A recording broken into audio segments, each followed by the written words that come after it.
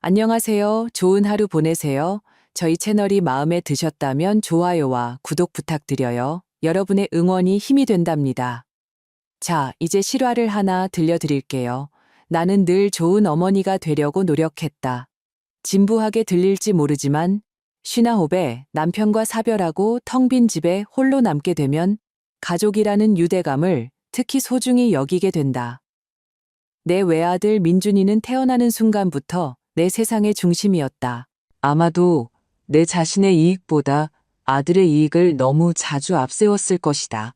하지만 원래 어머니란 그런 존재가 아니던가? 8년 전 남편 진우가 심장마비로 세상을 떠났을 때 나는 꽤 괜찮은 액수의 사망보험금과 우리가 평생 모아온 저축을 받게 되었다. 남편은 재정적으로 신중했고 나는 검소했다. 명문여고에서 35년간 물리를 가르치면서 절약하는 삶이 몸에 배었다. 은퇴 후에도 돈을 아끼는 습관은 여전했다. 아들은 아버지가 돌아가시기 전에 최윤아와 결혼했다. 결혼식 날 남편이 내 귓가에 속삭이던 말이 기억난다. 저 아이가 민준이를 행복하게 해줬으면 좋겠는데 어딘가 좀 불안하네. 당신아는 그저 아버지로서의 질투일 뿐이라고 그의 의심을 흘려들었다. 이제 와서야 남편의 걱정이 옳았다는 것을 깨달았다. 결혼 첫날부터 며느리 윤아는 나와 어울리는 것이 어쩔 수 없는 형식적인 절차임을 분명히 했다. 그녀는 내 앞에서는 정중하게 미소 지었지만 내 안부나 건강에 대해 묻는 법이 없었다. 쌍둥이 은하와 은우가 태어났을 때 윤아는 마치 내가 친할머니가 아니라 남 모르는 사람인 것처럼 아이들을 보러 오는 것을 꺼렸다. 민준이는 긴장감을 눈치챘지만 끼어들지 않으려 했다. 늘 온화하고 평화롭던 내 아들은 윤아 곁에서 그녀의 말과 결정을 되풀이하는 의지 없는 존재로 변해 있었다. 아들은 대기업 IT 부서에서 일하며 돈을 잘 벌었다. 하지만 윤아의 야망은 더 많은 것을 요구했다. 어머니, 아이들이 좋은 학군에서 자라는 게 얼마나 중요한지 아시잖아요. 3년 전 민준이와 윤아가 더 큰 집을 사기로 했을 때 아들이 했던 말이다. 나는 그들이 윤아가 고른 동네의 집, 계약금을 감당할 수 없다는 것을 알았기에 내 저축의 거의 3분의 1을 떼어주며 그들을 도왔다. 어머님은 정말 저희의 구세주세요. 윤아는 그때 눈가에는 전혀 웃음기가 없는 미소를 지으며 말했다. 그녀가 민준이와의 대화에서 나를 그냥 그분이나 당신 어머니가 아닌 어머님이라고 불러준 드문 경우 중 하나였다. 나는 한 달에 한 번 정도 방문했다. 윤아는 항상 편두통이나 중요한 전화 같은 핑계를 대며 내 방문을 서둘러 끝내려 했다. 아이들이 피곤해한다는 이유도 있었다. 이제 13살이 된 손주들은 나를 다르게 대했다. 은하는 사춘기임에도 불구하고 나를 볼 때마다 항상 기뻐했다. 내가 물리 교사였던 시절의 이야기에 흥미를 보였다. 반면 은우는 엄마의 냉담함을 그대로 따라하는 듯했다. 지난 가을 그들에게 집을 사주어야겠다는 생각이 들었다. 공원 근처의 고급 주택가인 평창동에서 멋진 2층짜리 단독주택 광고를 보았다. 넓은 주방과 거실, 4개의 침실과 정원이 있는 윤아가 늘 꿈꾸던 바로 그런 집이었다.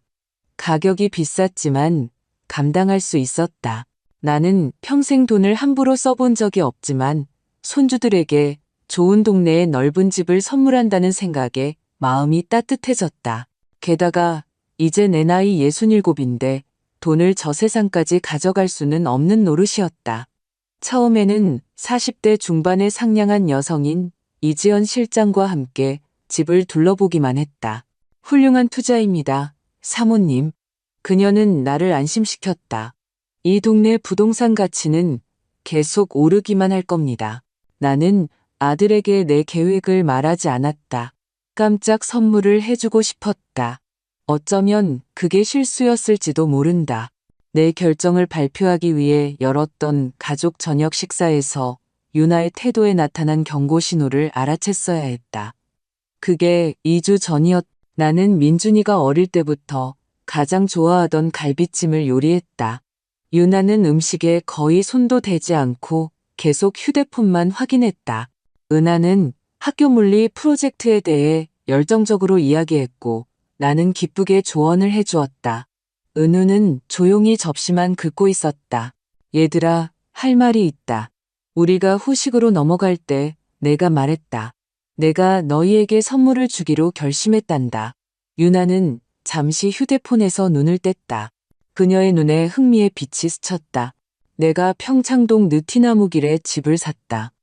지난달에 네가 거기 산책하다가 파란 덧창이 있는 집이 참 마음에 든다고 했었지, 유나야. 정적이 흘렀다. 민준이는 입을 벌린 채 나를 쳐다봤다. 은우는 씹는 것을 멈췄다. 은하는 열광적으로 숨을 삼켰다. 집을 사셨다고요? 민준이가 마침내 입을 열었다. 왜요? 너희를 위해서지. 내가 미소 지었다. 내 이름으로 등기해주고 싶구나, 아들아. 유나는 의자가 넘어질 뻔할 정도로 갑자기 일어섰다. 느티나무길 집을 사셨다고요? 저쪽 모퉁이에 있는 집 말이에요? 나는 그녀의 반응에 놀라 고개를 끄덕였다. 그런데 그녀는 아이들을 힐끗 쳐다보며 말을 멈췄다. 따로 드릴 말씀이 있어요. 우리는 거실로 자리를 옮겼다. 유나는 조심스럽게 문을 닫았다. 어머님, 저희를 감시하시는 거예요? 그녀의 목소리는 조용했지만 날카로웠다. 제가 어떤 집을 좋아했는지 어떻게 아셨어요? 민준이가 대화 중에 말해줬단다. 나는 혼란스러워하며 대답했다. 나는 네가. 어머님은 항상 너무 많이 생각하세요. 그녀가 말을 잘랐다. 그리고 우리 삶에 너무 깊이 관여하시고요. 민준이가 긴장감을 느끼며 방으로 들어왔다. 엄마는 좋은 뜻으로 하신 거야, 유나야. 그가 불확실하게 말했다. 좋은 뜻이라니, 우리 집에서 2블록 떨어진 곳에 집을 사셨잖아. 다음엔 뭘 하시려고? 매일 들러서 우리가 애들 제대로 키우나 감시라도 하시게? 얼굴에 피가 쏠리는 것을 느꼈다. 나는 너희 삶에 간섭할 생각 없었다, 유나야. 그냥 돕고 싶었을 뿐이야. 돕는다고요? 그녀가 코웃음을 쳤다. 통제하고 싶으신 거겠죠. 항상 그래 오셨잖아요. 민준이가 아내의 어깨에 손을 얹었다. 진정해. 엄마가 큰 선물을 주신 거잖아.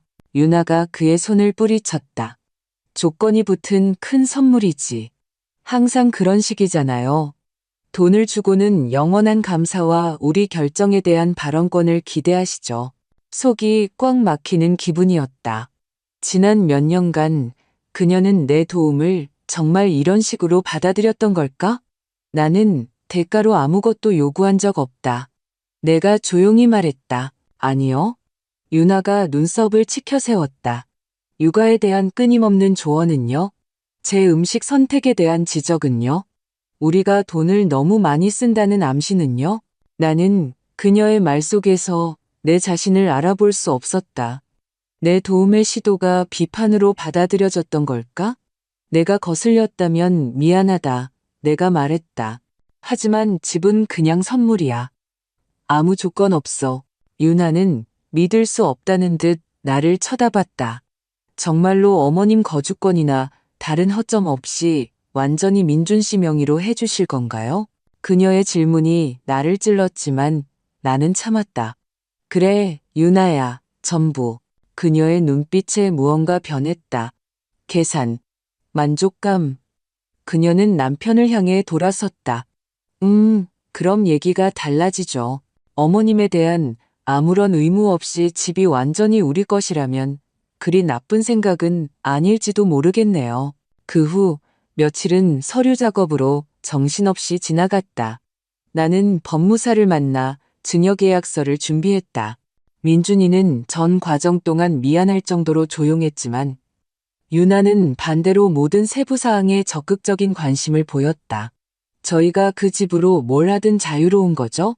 그녀가 물었다. 리모델링을 하든 팔든요. 나는 고개를 끄덕였다. 그 집은 내 저축에 거의 전부를 쏟아부은 것이었다. 하지만 처음으로 격렬 없이 나를 바라보는 유나를 보는 것은 이상하게도 만족스러웠다. 어제 우리는 마침내 법무사 사무실에서 모든 서류에 서명했다. 민준이는 서명 후 나를 안아주었다. 감사합니다, 엄마. 정말 큰 선물이에요. 유나는 나를 안아주지는 않았지만 평소보다 더 활짝 웃었다. 네, 어머님, 감사합니다.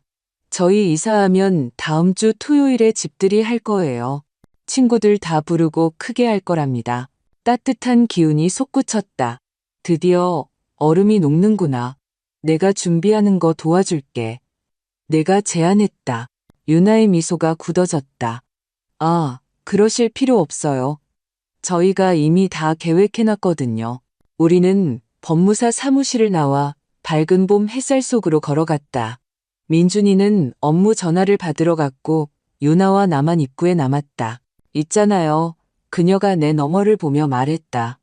이제 집이 공식적으로 우리 것이 되었으니 집들이에는 안 오시는 게 좋을 것 같아요. 나는 내가 잘못 들었나 싶어 눈을 깜빡였다. 미안하지만 뭐라고? 집들이요. 그녀가 이제 나를 똑바로 보며 반복했다. 저희 친구들이 많이 올 거예요. 민준 씨 직장 동료들도요. 연세 드신 시어머니가 계시면 분위기가 좀 그렇잖아요. 심장이 멎는 것 같았다. 하지만 내가 너희에게 집을 사줬잖니. 유나는 그게 별일 아니라는 듯 어깨를 으쓱했다. 그리고 저희는 감사하고 있죠. 하지만 이제 집은 우리 거고 파티에 누굴 초대할지는 우리가 결정해요. 그 순간 민준이가 돌아왔고 유나의 표정은 즉시 상냥하게 바뀌었다. 두 분 무슨 얘기하고 있었어요? 그가 물었다. 집들이 얘기요. 유나가 대답했다. 어머님께 너무 신경 쓰지 마시라고 말씀드리고 있었어요. 아주 시끄럽고 피곤할 테니까요. 민준이는 내 충격받은 표정을 눈치채지 못하고 고개를 끄덕였다. 네, 엄마. 사람들 엄청 많이 올 거예요. 불편하실 거예요. 나는 내 귀를 의심하며 아들을 쳐다보았다. 내가 그에게 준 집에서 열리는 파티에서 방금 내가 배제되었다는 사실을 그는 깨닫지 못하는 걸까? 가고 싶은데 내가 조용히 말했다. 잠깐이라도. 유나가 민준이를 힐끗 쳐다보자 마치 그가 조용한 명령이라도 받은 듯했다. 있잖아요, 엄마. 다음에 오세요. 첫 파티는 정말 시끄러울 거예요. 직장 동료들도 많이 오고요. 알겠다. 나는 속이 차가워지는 것을 느끼며 그의 말을 끊었다. 폐는 끼치지 않으마. 우리는 작별 인사를 했고 나는 내 아파트로 돌아왔다. 나는 저녁 내내 창가에 앉아 거리를 내다보며 무슨 일이 일어났는지 생각했다. 이것은 단지 시작일 뿐이며 상황은 더 나빠질 것이라는 예감이 들었다. 오늘 아침 나는 오해를 풀기 위해 유나에게 전화하기로 결심했다. 아마 내가 잘못 이해했을 거야. 아마 그녀는 그런 뜻이 아니었을 거야. 유나는 5번째 신호음 끝에 전화를 받았다. 어머님, 무슨 일이세요? 집들이에 대해 얘기하고 싶어서. 내가 시작했다. 어제 오해가 있었던 것 같구나. 오해는 없었어요. 그녀의 목소리가 차가워졌다. 저는 아주 분명히 말씀드렸어요. 저희는 어머님이 집들이에 오시는 걸 원치 않아요. 하지만 왜? 나는 침착하게 말하려고 애썼다. 내가 너희에게 집을 사준 사람이잖니. 그래서요? 그녀는 짜증 섞인 목소리로 말했다. 주셨잖아요. 저희는 받았고요. 이제 우리 거고 그 문턱을 누가 넘을지는 우리가 결정해요. 눈물 한 방울이 뺨을 타고 흐르는 것을 느꼈다. 유나야, 이해가 안 가는구나. 왜 그렇게 잔인하게 구니? 수화기 너머로 낄낄거리는 소리가 들렸다. 잔인하다고요? 저희는 그냥 더 이상 어머님이 필요 없을 뿐이에요. 박서희 씨. 당신은 당신의 역할을 다 했어요. 돈을 주셨잖아요. 이제 저희에게 쓸모가 없으시다고요. 그러니 우리 인생에서 빠져주세요. 나는 손가락 마디가 하얘지도록 수화기를 꽉 쥔 채 얼어붙었다. 제가 그렇게 눈엣가시였나요? 유나는 계속했다. 우리는 당신의 참견, 조언, 방문을 그저 우리가 당신을 필요로 했기 때문에 참아왔어요. 이제 집이 우리 것이 되었으니 마침내 모든 것을 정리할 수 있게 된 거죠. 우리에게서 멀리 떨어져 계세요, 박서희 씨. 특히 아이들에게서요. 나는 그녀의 폭언을 침묵 속에서 들으며 내 안에 무언가가 부서지는 것을 느꼈다. 그리고 동시에 이상하게도 무언가가 단단해졌다. 내 말 알아들었다, 유나야. 나는 마침내 놀랍도록 차분한 목소리로 말했다. 아주 잘 알아들었어. 나는 전화를 끊고 몇 분 동안 가만히 앉아 있었다. 그러고 나서 미소를 지었다. 행복할 때 짓는 그런 미소가 아니었다. 마침내 모든 것이 명확하게 보일 때 짓는 그런 미소였다. 나는 다음에 무엇을 해야 할지 알았다. 유나와의 통화 후 나는 제정신이 아니었다. 그녀의 말이 종소리처럼 귓가에 맴돌았다. 이제 저희에게 쓸모가 없으세요. 빠져주세요. 나는 그것이 단지 감정적인 말일 뿐이고 그녀가 진심일 리 없다고 스스로를 설득하려 했다. 결국 우리는 가족이지 않은가? 온종일 딴 생각을 하려 애썼다.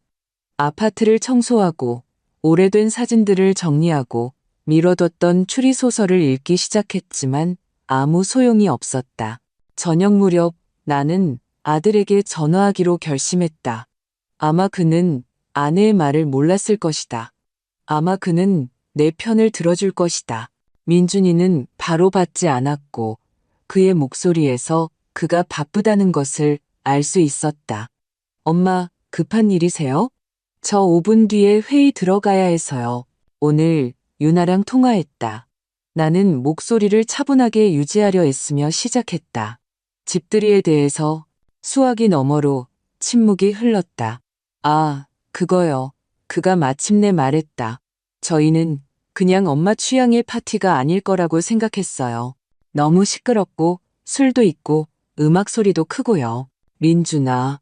나는 깊은 숨을 들이마셨다. 유나는 내가 더 이상 필요 없고 돈 때문에 나를 참아왔다고 말했어. 그게 사실이니? 다시 침묵. 이번에는 더 길었다. 엄마, 유나 성격 아시잖아요? 그의 목소리가 더 작아졌다. 마치 누가 엿들을까 두려워하는 것처럼. 가끔 거친 말을 하지만 진심은 아니에요. 지금 이사 때문에 너무 정신이 없어서 우리 모두 예민해요. 그래서 나 아직 집들이에 초대된 거니? 내가 단도직입적으로 물었다. 그가 망설였다. 유나가 이미 손님 명단을 다 짰고 그녀 친구들이랑 제 직장 동료들이 많이 올 거예요. 엄마가 정말 불편하실 것 같아요. 나는 눈을 감고 씁쓸함이 밀려오는 것을 느꼈다. 민준아, 내가 너에게 집을 사줬다. 집들이 초대조차 받을 자격이 없니? 엄마, 그가 짜증 섞인 목소리로 말했다. 집에 대해서는 정말 감사하게 생각해요. 정말로요. 하지만 그렇다고 해서 저희가 모든 행사에 엄마를 초대해야 한다는 뜻은 아니잖아요. 모든 행사에 초대해달라는 게 아니잖니. 내 목소리가 떨렸다. 내가 사준 집에서의 첫 번째 파티에만. 저 회의 가야 해요. 그가 말했다. 이 얘기는 나중에 해요. 네? 그는 대답을 기다리지 않고 전화를 끊었다. 나는 손에 든 전화기를 멍하니 쳐다보았다. 지난 8년간 홀로 키우며 모든 사랑과 정성을 쏟아부은 내 아들과의 대화라고는 믿기지 않았다. 다음 며칠은 흐릿하게 지나갔다. 나는 집에 혼자 있지 않으려고 일주일에 몇 시간씩 아르바이트를 하는 도서관에 나갔고 동료들과 이야기하고 방문객들에게 미소를 지었다. 하지만 속은 텅 비어 있었다. 밤에는 거의 잠을 자지 못하고 지난 몇 년간 민준이와 유나와의 관계를 되짚어보며 언제부터 일이 잘못되었는지 알아내려 했었다. 집들이 이틀 전인 목요일 전화가 울렸다. 손녀 은하였다. 할머니. 그녀의 목소리는 들떠 있었다. 우리 집들이에 오실 거죠? 나는 무슨 말을 해야 할지 몰랐다. 거짓말을 해야 할까? 사실을 말해야 할까? 얘야, 내 부모님이 할머니를 초대하지 않은 것 같구나. 네? 그녀는 진심으로 놀란 듯했다. 어떻게 그럴 수가 있어요? 할머니가 우리에게 집을 사주셨잖아요. 어른들은 가끔 이상한 짓을 한단다. 내가 조심스럽게 말했다. 아마 내 엄마에게는 이유가 있겠지. 이유는 없어요. 은하가 말을 끊었다. 이건 불공평해요. 엄마가 아빠한테 이제 집도 우리 거니까 늙은 여자한테 시간 낭비할 필요 없다고 말하는 거 들었어요. 나는 눈을 가렸다. 유나가 나를 파티에 원하지 않는 것만이 아니었다. 아이들 앞에서 나에 대해 그런 말을 하고 있었던 것이다. 은하야, 나 때문에 네가 엄마한테 혼나지 않았으면 좋겠다. 하지만 저는 할머니가 오셨으면 좋겠어요. 그녀는 고집스럽게 말했다. 할머니 파티이기도 하잖아요. 얘야, 내 부모님이 내가 오면 안 된다고 결정했다면 나는 그 결정을 존중해야 한단다. 불공평해요. 그녀가 반복했다. 엄마는 항상 누가 선물을 주면 감사해야 한다고 말씀하시면서 정작 할머니를 집들이에 초대조차 안 하잖아요. 은하야, 내가 부드럽게 말했다. 살다 보면 가끔 불공평한 일이 생긴단다. 그렇다고 우리가 서로 사랑하는 걸 멈추는 건 아니야. 내가 파티에 가지 않아도 나는 여전히 네 할머니란다. 그래도 오셨으면 좋겠어요. 그녀의 목소리가 떨렸다. 엄마한테 저한테는 중요한 일이라고 말씀드릴게요. 아니, 얘야, 나는 단호했다. 갈등을 만들 필요는 없다. 너랑 나는 다른 날 만나서 새 집에 대해 다 얘기해주면 된단다. 알았지? 은하와 통화한 후 나는 의자에 오랫동안 앉아 민준이의 어릴 적 사진을 바라보았다. 8살쯤 된 아이가 낚싯대를 들고 호숫가에 서서 자랑스럽게 첫 수확물을 보여주고 있었다. 우리 가족 휴가 때 남편이 찍어준 사진이었다. 그때 우리는 참 행복했다. 아이의 미래에 대한 희망으로 가득 찬 젊은 부모였다. 그 아이는 지금 어디에 있을까? 내 착하고 다정했던 아들에게 무슨 일이 일어난 걸까? 유나가 그를 그렇게 바꿔놓은 걸까? 아니면 그저 가면이었고 사실 그는 항상 그렇게 무관심하고 계산적이었던 걸까? 금요일 저녁 나는 휴대폰에서 민준이의 부재중 전화를 발견했다. 메시지를 남기지 않았기에 다시 걸어보기로 했다. 그가 받았을 때 배경에서 목소리와 소음이 들려왔다. 이사 중인 것 같았다. 엄마, 그가 숨 가쁘게 말했다. 내일 서너 시간 정도 애들 좀 봐주실 수 있어요? 저희 가구 사러 가야 하는데 애들을 맡길 데가 없네요.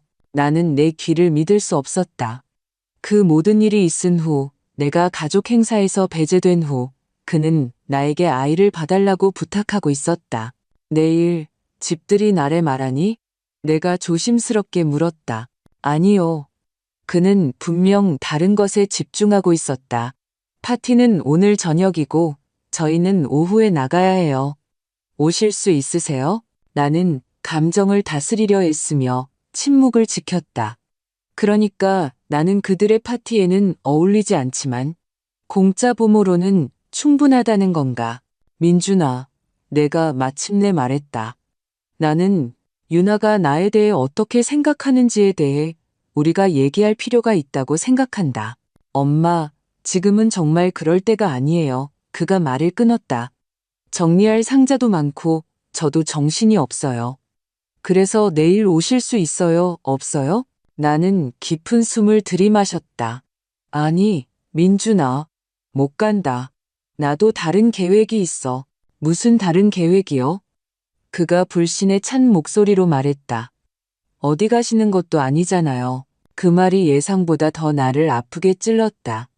그 말에는 너무나 많은 경멸과 내 삶이 그들 없이는 텅 비어 있다는 확신이 담겨 있었다.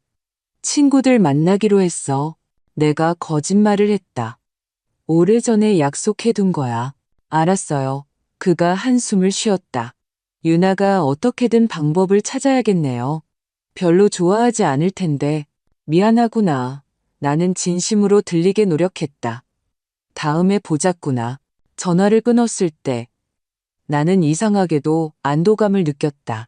오랜만에 처음으로 나는 아들에게 아니오라고 말했고 그의 필요보다 내 자신의 이익을 비록 상상 속의 것이라 할지라도 우선시했으며 하늘은 무너지지 않았다. 집들이 날인 토요일 나는 무거운 마음으로 잠에서 깼다. 온종일 할 일을 찾았다. 가게에 가고 저녁을 만들고 오래된 영화를 봤다. 하지만 내 생각은 계속해서 지금 새 집에서 무슨 일이 일어나고 있는지로 돌아갔다. 그들이 가구를 어떻게 배치하고 있는지, 은하와 은우가 자기 방을 어떻게 고르고 있는지, 유나가 일꾼들을 어떻게 지휘하고 있는지, 그리고 그들 중 누구도 나에 대해 생각조차 하지 않는다는 사실로 파티가 시작될 예정인 저녁 6시쯤 나는 견딜 수가 없어서 산책을 나가기로 결심했다. 새 집은 내 아파트에서 걸어서 30분 정도 거리였고 나는 뚜렷한 계획 없이 그쪽으로 향했다. 그들이 나를 보고 싶어 하지 않더라도 그저 그들 가까이에 있고 싶었다. 저녁은 따뜻했다.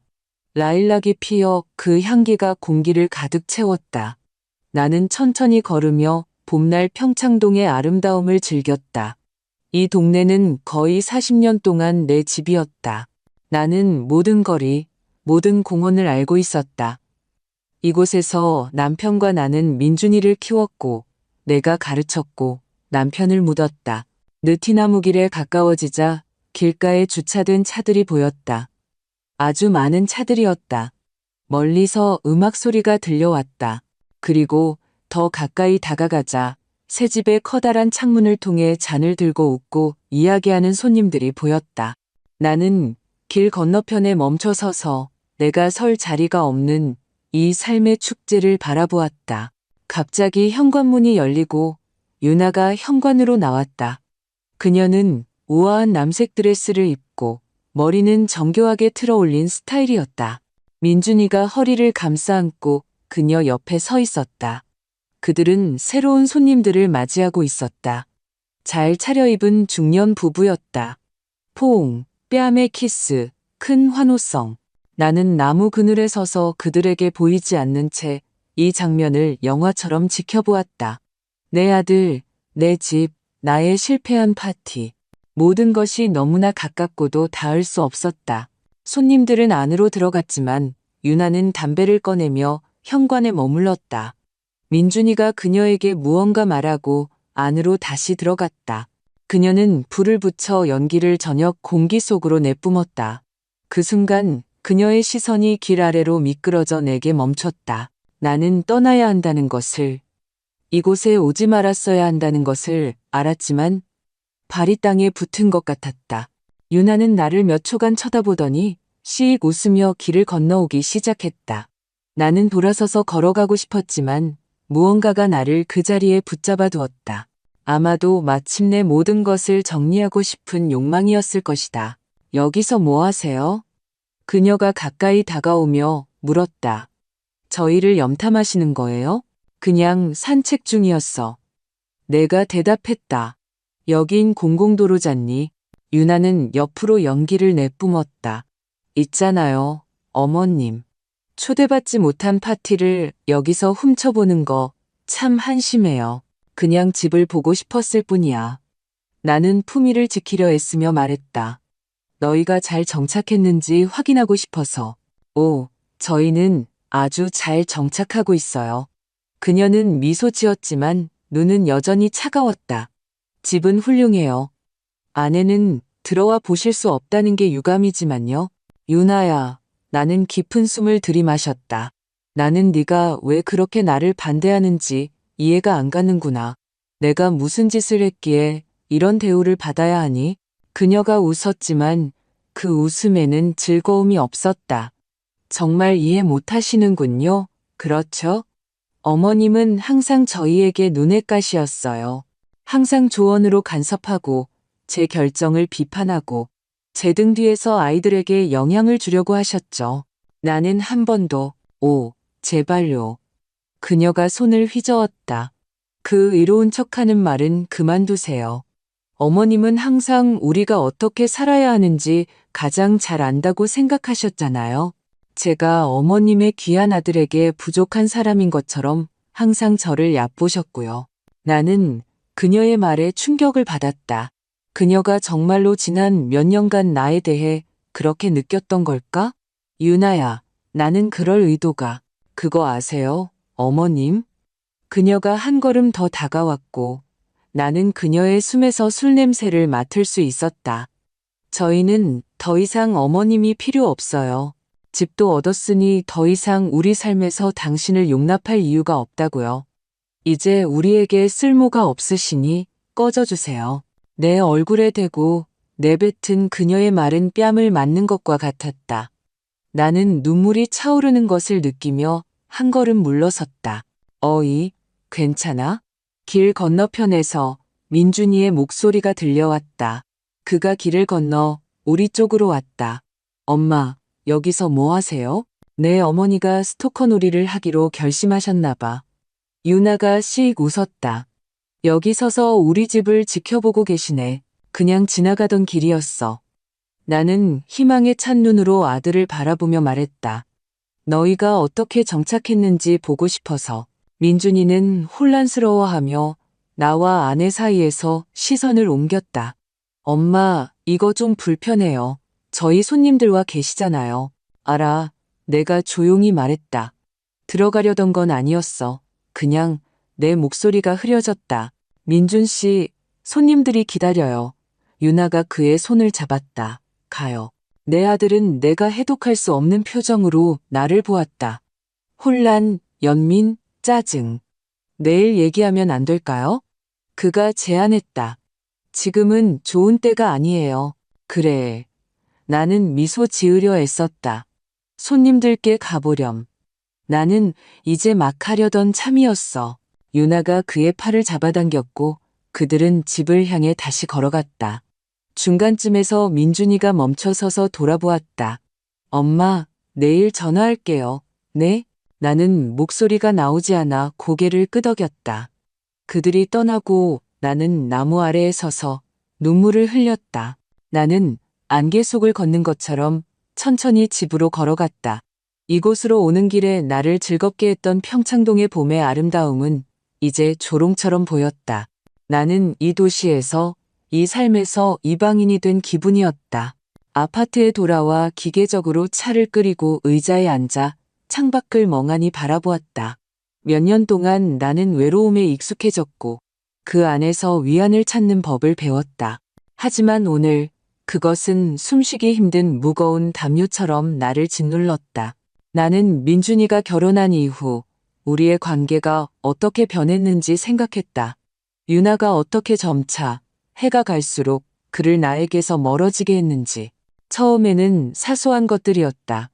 걸은 일요일 점심, 잊어버린 생일, 막판에 취소된 방문. 그러다 더 심각한 일들이 생겼다. 민준이는 나와 소식을 공유하지 않았고 조언을 구하지 않았고 안부를 묻기 위해 전화하지 않았다. 그리고 나는 그것을 참았다. 아플 때 미소 지었고 무관심을 보았을 때 도움을 제안했고 차가운 감사를 받았을 때 돈을 주었다. 나는 그것이 정상이라고, 자식들은 자신의 삶을 살아야 한다고, 가장 중요한 것은 그들이 행복하다는 것이라고 스스로에게 말했다. 하지만 오늘 그 나무 아래 서서 내가 추방된 축제를 바라보며 나는 마침내 진실을 보았다. 내 아들은 편을 선택했고 그건 내 편이 아니었다. 그는 아내가 나를 모욕하고 이용하고 밀어내는 것을 허용했다. 그리고 그 모든 것 후에 내가 초대받지 못한 파티를 더 편안하게 준비하기 위해 나에게 아이를 봐달라고 부탁할 양심이 있었다. 전화벨이 울려 내 생각을 방해했다. 은하의 번호였다. 할머니. 그녀의 목소리는 작게 들렸다. 정말 우리 집 밖에서 계셨어요? 지나가던 길이었어. 내가 말했다. 집을 보고 싶어서. 엄마가 엄청 화나셨어요. 은하가 말했다. 할머니가 우리를 미행한다고 하세요. 그건 사실이 아니란다. 얘야, 내가 한숨을 쉬었다. 그냥 네가 보고 싶었을 뿐이야. 저도 보고 싶어요. 그녀의 목소리가 떨렸다. 할머니가 파티에 오셨으면 좋았을 텐데 네가 그랬다는 거 알아, 얘야. 하지만 네 엄마가 그렇게 결정했잖니. 불공평해요. 은하의 목소리는 분개에 차 있었다. 할머니가 우리에게 이 집을 사주셨잖아요. 때로는 인생이 불공평하단다. 내가 조용히 말했다. 너도 곧 깨닫게 될 거야. 깨닫고 싶지 않아요. 그녀가 고집스럽게 말했다. 우리 모두 가족이었으면 좋겠어요. 은하와 통화한 후 나는 오랫동안 잠들지 못했다. 이 모든 세월 동안 나는 내가 옳은 일을 하고 있다고, 나의 희생이 사랑의 행위라고 스스로를 설득했다. 하지만 내가 그들에게 이용당하도록 내버려둔 것이라면 어떨까? 내 순종이 그들의 무시를 강화시켰을 뿐이라면 어떨까? 몇 년 만에 처음으로 나는 유나의 잔인함에, 민준이의 비겁함에, 그리고 너무 오랫동안 그것을 참아온 내 자신에게 진정으로 화를 내는 것을 허락했다. 나는 더 나은 대우를 받을 자격이 있다. 나는 존경과 감사를 받을 자격이 있지, 격려를 받을 자격이 없다. 나는 가족의 일원이 될 자격이 있지, 목적을 다하면 버려질 수 있는 편리한 현금 인출기가 아니다. 침실의 어두운 천장을 올려다보며 나는 결정을 내렸다. 더 이상의 양보도 그들의 행동에 대한 변명도 없다. 이제 그들에게 내가 이렇게 대우받을 수 없다는 것을 보여줄 때였다. 아침은 흐렸다. 회색 구름이 하늘을 덮었고 가벼운 비가 처마를 두드렸다. 날씨는 내 기분과 같았다. 암울하지만 단호했다. 나는 밤새도록 다음 행동에 대해 생각하며 깨어 있었다. 그리고 새벽녘에 나는 내가 무엇을 해야 할지 정확히 알았다. 가장 먼저 한 일은 도서관에 전화해서 출근하지 않겠다고 알리는 것이었다. 내 상사인 박 부장님은 이해심 많은 분이라 아무 질문도 하지 않고 그저 잘 쉬라고만 했다. 작은 거짓말에 양심의 가책을 느꼈지만 오늘은 책을 정리하는 것보다 훨씬 더 중요한 일이 있었다. 오전 9시쯤 나는 몇 년 동안 사용하지 않았던 번호로 전화를 걸었다. 김정훈 변호사는 남편과 내가 첫 집을 살 때부터 우리 가족의 변호사였다. 그는 유언장과 보험 서류 작업을 도왔고 남편이 죽은 후에는 모든 법적 문제를 처리했다. 내가 민준이에게 집을 증여하기로 결정했을 때 증여계약서를 작성한 사람도 김 변호사였다. 법무법인 정훈입니다. 무엇을 도와드릴까요?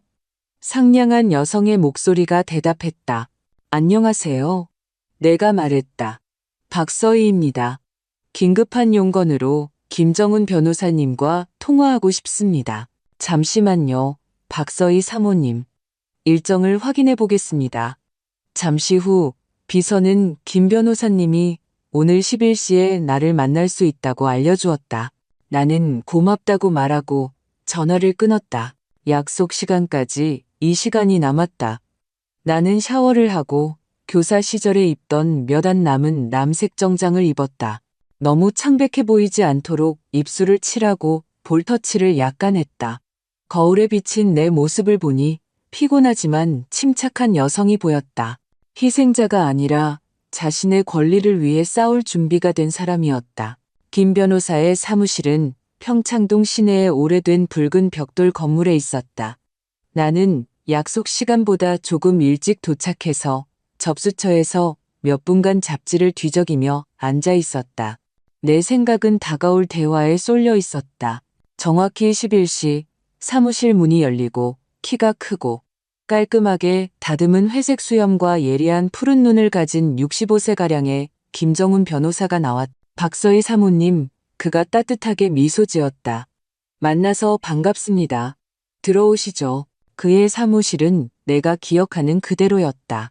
바닥부터 천장까지 법률 서적으로 가득 찬 책장, 거대한 나무 책상, 방문객을 위한 편안한 가죽 의자가 있는 넓은 공간이었다. 차나 커피 드릴까요? 그가 내가 의자에 앉아 제안했다. 아니요, 괜찮습니다. 나는 고개를 저었다. 시간이 많지 않아서요. 그럼 본론으로 들어가죠. 김 변호사가 내 맞은편에 앉았다. 전화로 긴급한 일이라고 하셨는데요. 나는 깊은 숨을 들이마시고 아들과 그의 가족을 위해 집을 산 이야기부터 시작했다. 어떻게 증여계약서를 작성했는지, 유나가 집들이에 오지 말라고 금지했는지, 길거리에서의 대화, 그리고 내 마음속에 계속 맴돌던 그 한마디. 이제 저희에게 쓸모가 없으세요. 꺼져주세요.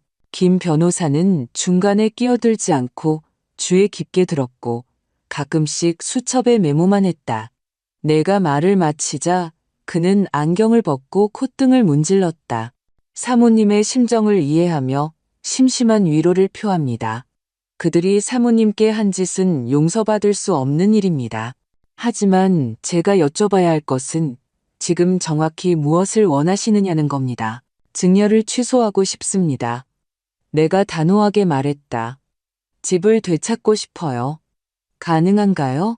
김 변호사가 펜으로 테이블을 생각에 잠긴 듯 두드렸다. 원칙적으로는 가능합니다. 저희가 작성한 증여계약서에는 수증자 선물을 받은 사람, 측의 심각한 무례와 배은망덕한 행위가 있을 경우 증여를 취소할 수 있다는 조항이 있었습니다. 제가 모든 그런 문서에 포함하는 표준 법률 문구입니다. 유나의 말이 그 정의에 해당되나요? 내가 희망에 차서 물었다.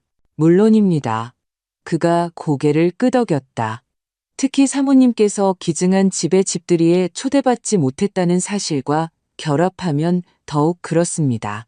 하지만 그 과정이 까다로울 수 있다는 점을 경고해야 합니다. 특히 아드님께서 취소의 이의를 제기하기로 결정한다면요.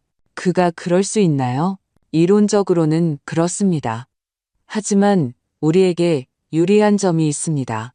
계약이 체결된 지 얼마 되지 않았고 사모님은 집에 대한 어떠한 보상도 받지 않으셨으며 배은망덕에 대한 명백한 증거가 있습니다.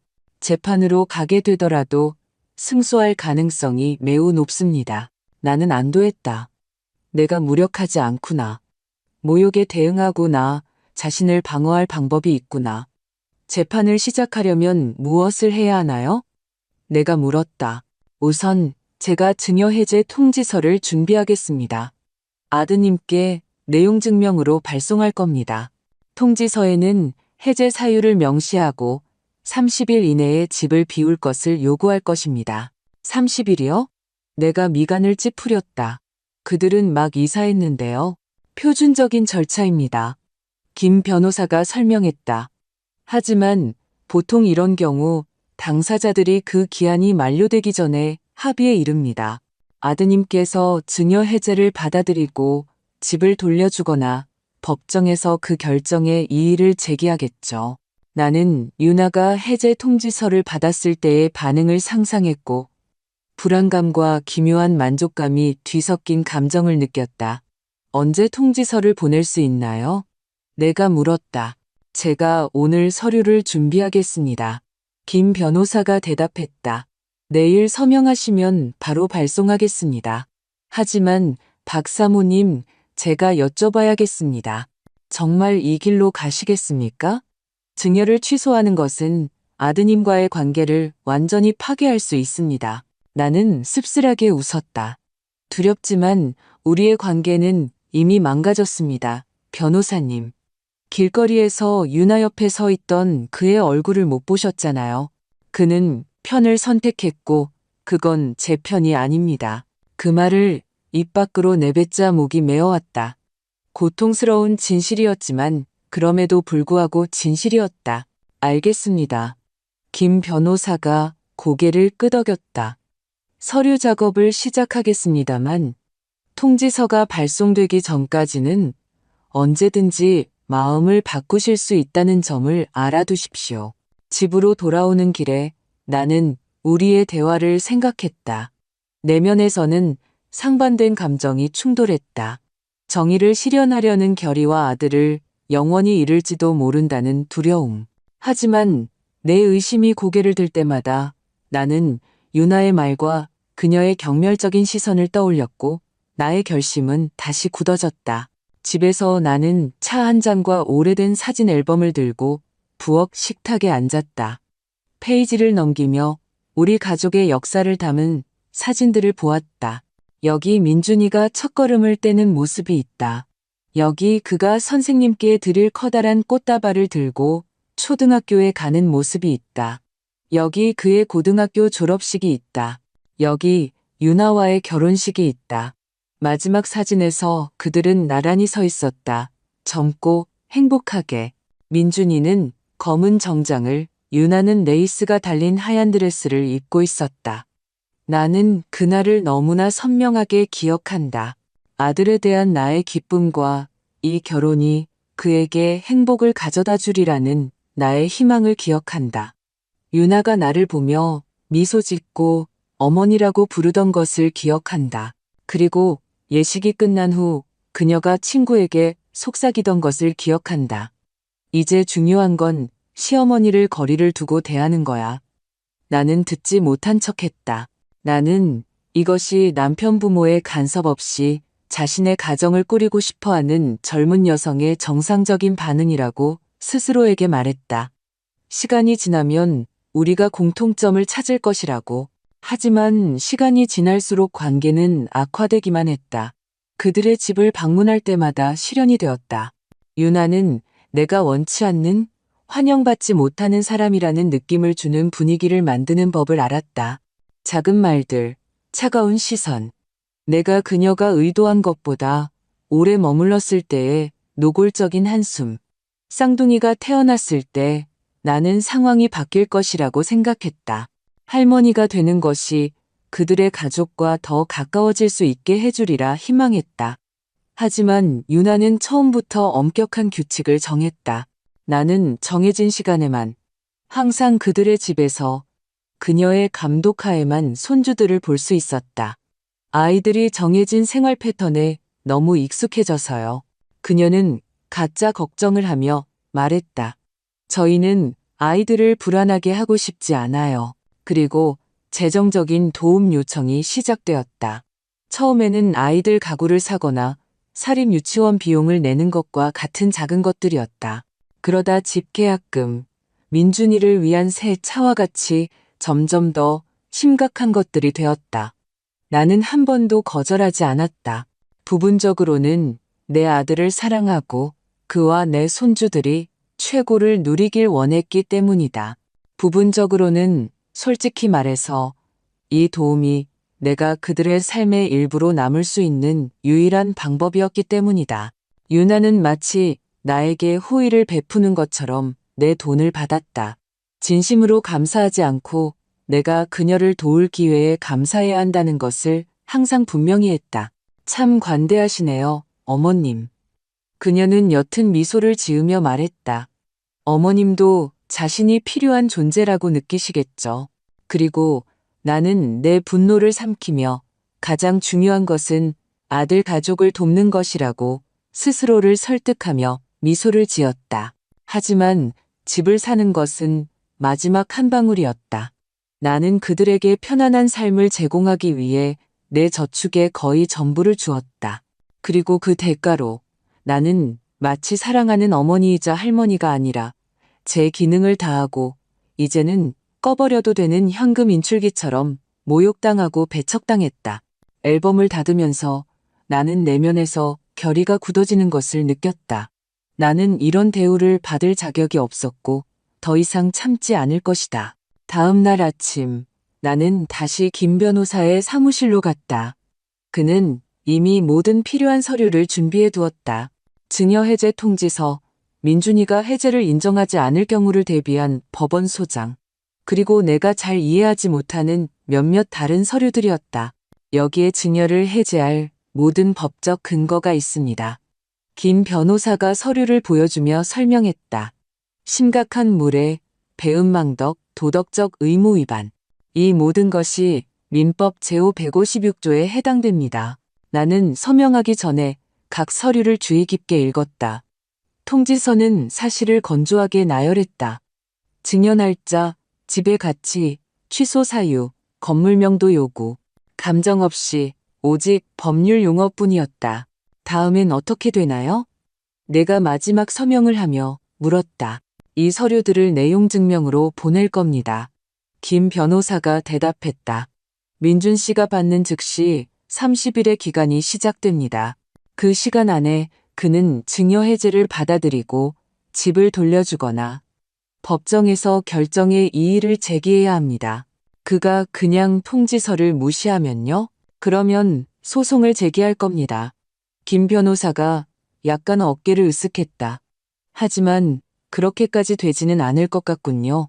사모님 말씀으로 미루어 보아 며느님께서는 이 집을 잃을 위험을 감수하기에는 너무 소중하게 여기실 겁니다. 무슨 말씀이시죠? 내가 미간을 찌푸렸다. 협상을 시도할 거라고 생각합니다. 그가 설명했다. 아마 집에 대한 보상을 제한하거나 다른 방법으로 분쟁을 해결하려고 하겠죠. 보상은 원하지 않습니다. 내가 단호하게 말했다. 제 집을 되찾고 싶을 뿐입니다. 김 변호사가 나를 주의 깊게 바라보았다. 박 사모님, 다시 한번 여쭤봐야겠습니다. 정말 이 길을 끝까지 가시겠습니까? 아드님과의 관계가 완전히 단절될 수 있습니다. 나는 민준이가 통지서를 받았을 때의 얼굴을 상상하며 잠시 눈을 감았다. 그의 놀람, 충격, 어쩌면 분노. 유나가 소리 지르며 자기 엄마를 통제하지 못했다고 그를 비난하는 모습을 상상했다. 그 생각에 속이 메스꺼웠지만 이내 내가 사준 집 현관에서 내가 초대받지 못한 파티의 손님을 맞이하던 그들의 모습을 떠올렸다. 네, 변호사님. 내가 단호하게 말했다. 끝까지 가겠습니다. 그가 고개를 끄덕이고 서류를 폴더에 모았다. 좋습니다. 오늘 통지서를 발송하겠습니다. 며칠 내로 답변이 올 것으로 예상하십시오. 변호사 사무실을 나서면서 나는 이상하게도 안도감을 느꼈다. 마치 몇 년 동안 짊어지고 있던 무거운 짐을 벗어던진 것 같았다.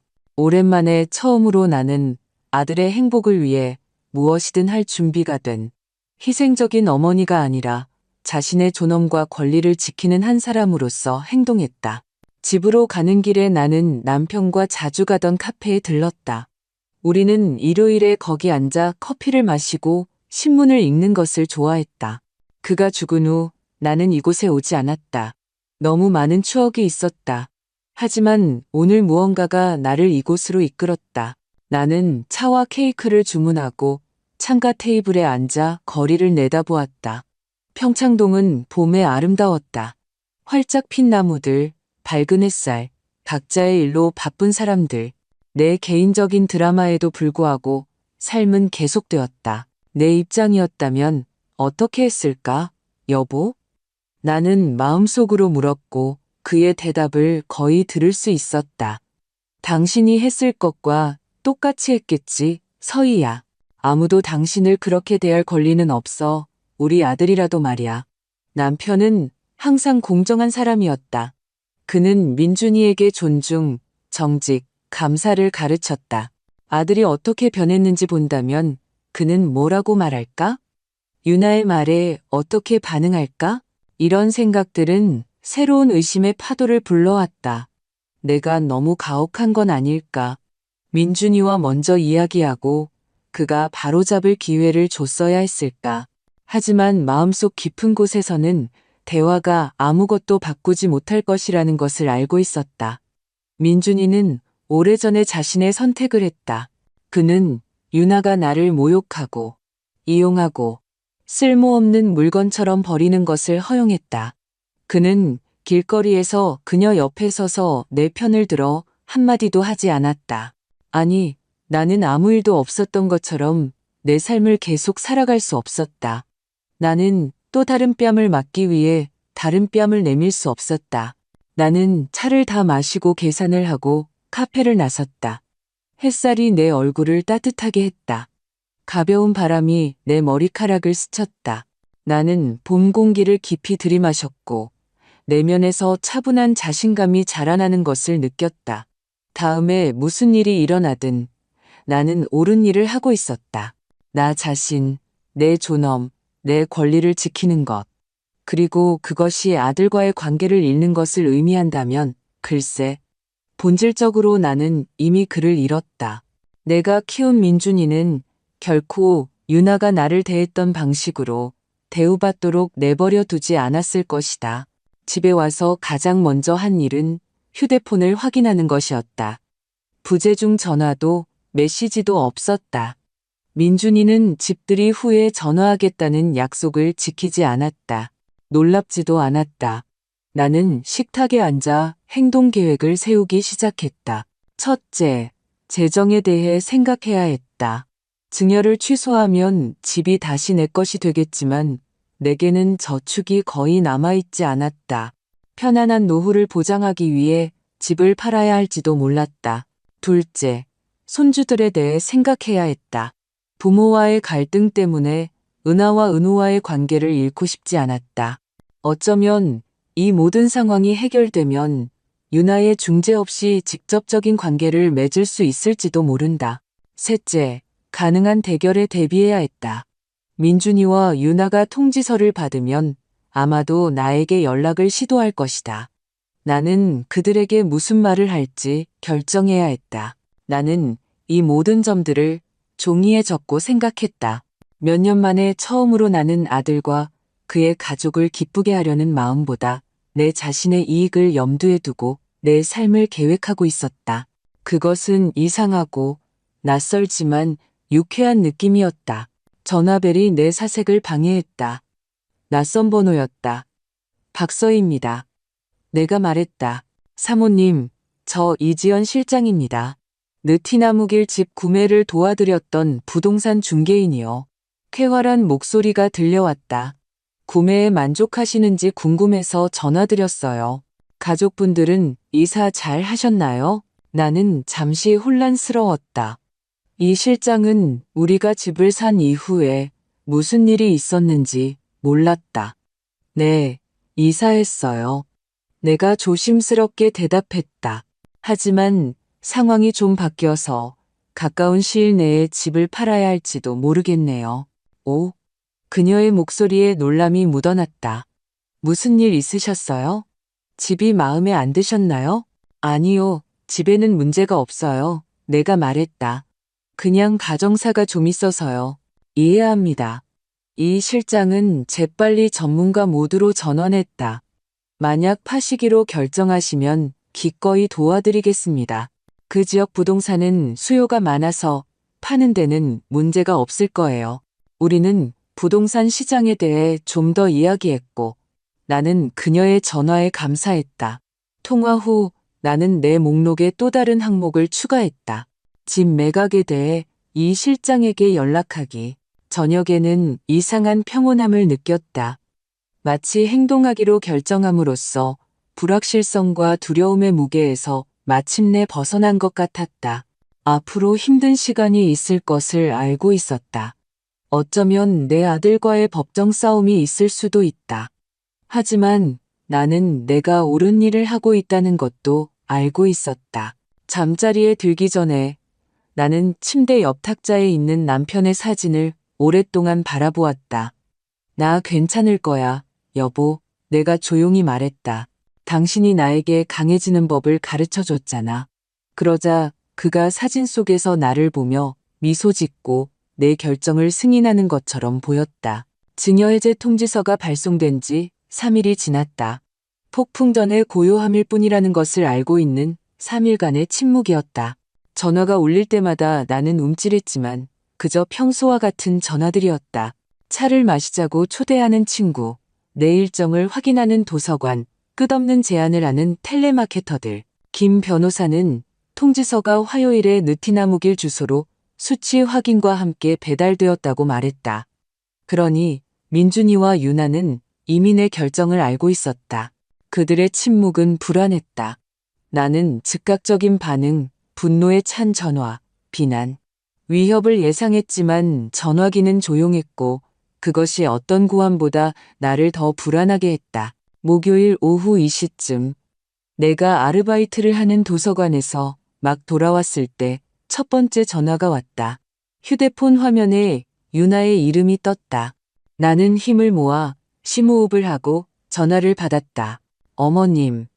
그녀의 목소리는 이상하게 높고 거의 히스테릭했다.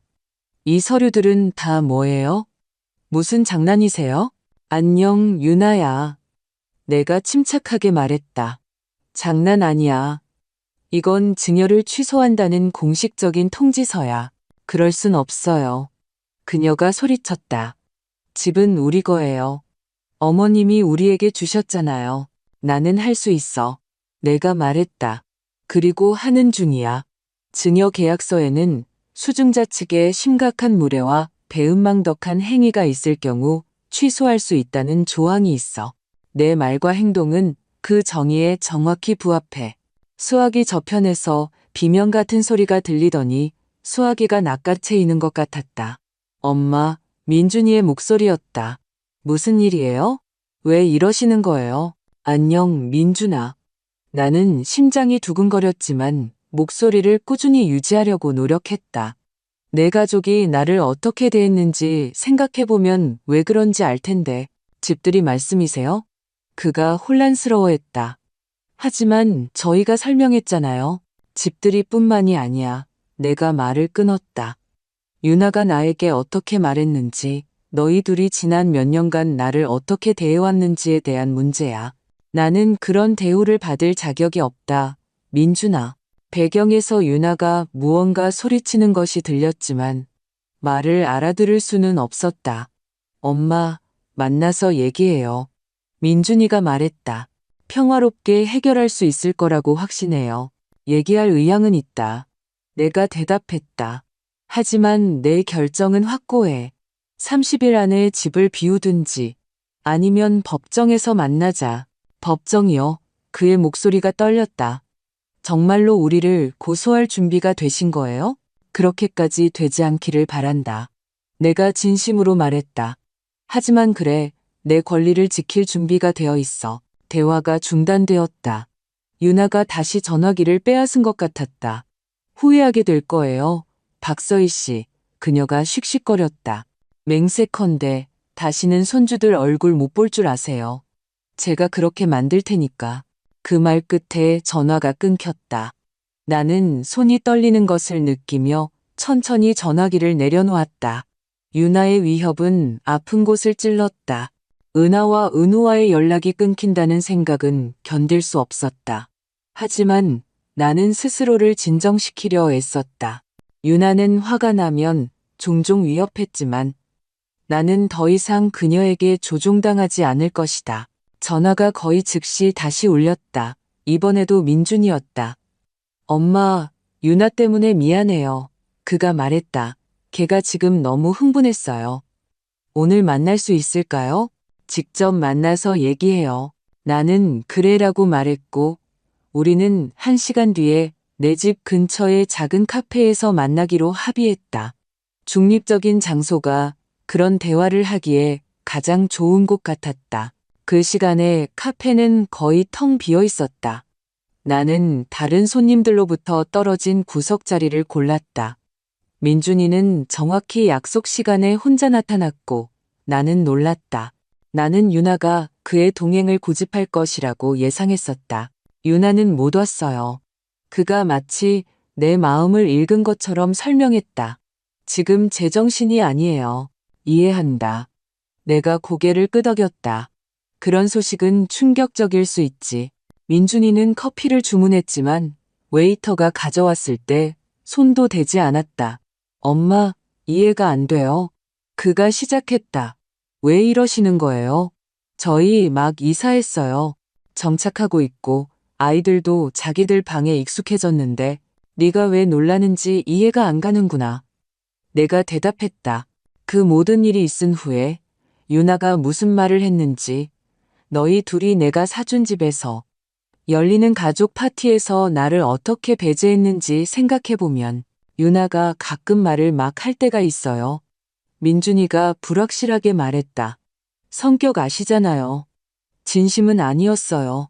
진심이 아니었다니 무슨 말? 내가 말을 끊었다. 나를 모욕할 진심이 없었다고? 가족 행사에서 나를 배제할 진심이 없었다고? 나를 현금 인출기처럼 이용하고 버릴 진심이 없었다고? 민준이가 눈을 내리깔았고 나는 그가 알고 있다는 것을 깨달았다.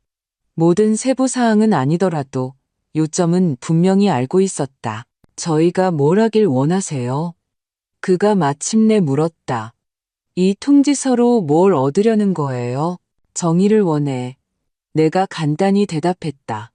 나는 이 집을 사기 위해 내 저축의 거의 전부를 주었고 그 대가로 모욕과 소외를 당했다. 이건 불공평하고 나는 더 이상 참지 않을 거야. 우리의 대화는 민준이의 휴대폰이 울리면서 중단되었다. 그는 화면을 보고 미간을 찌푸렸다. 유나예요. 그가 말했다. 걱정하나 봐요. 받아. 내가 고개를 끄덕였다. 그가 전화를 받았고 나는 유나의 흥분한 목소리를 들을 수 있었지만 말을 알아들을 수는 없었다. 응, 엄마랑 같이 있어. 민준이가 말했다. 얘기 중이야. 아니, 아직? 알았어, 말해줄게. 그가 전화기를 테이블에 내려놓았다. 유나가 엄마랑 얘기하고 싶대요. 지금 이쪽으로 오고 있대요. 나는 속이 꽉 막히는 것을 느끼며 고개를 끄덕였다. 유나와의 직접적인 대결은 피할 수 없었지만 그 순간을 미루고 싶었다. 우리는 그녀가 도착하기를 기다리며 어색한 침묵 속에 앉아 있었다. 민준이는 초조하게 테이블을 손가락으로 두드리며 내 시선을 피했다. 나는 속으로는 부글부글 끓고 있었지만 겉으로는 침착함을 유지하려고 노력했다. 20분 후 문이 열리고 유나가 들어왔다. 그녀의 평소 흠잡을 데 없는 모습은 엉망이었다.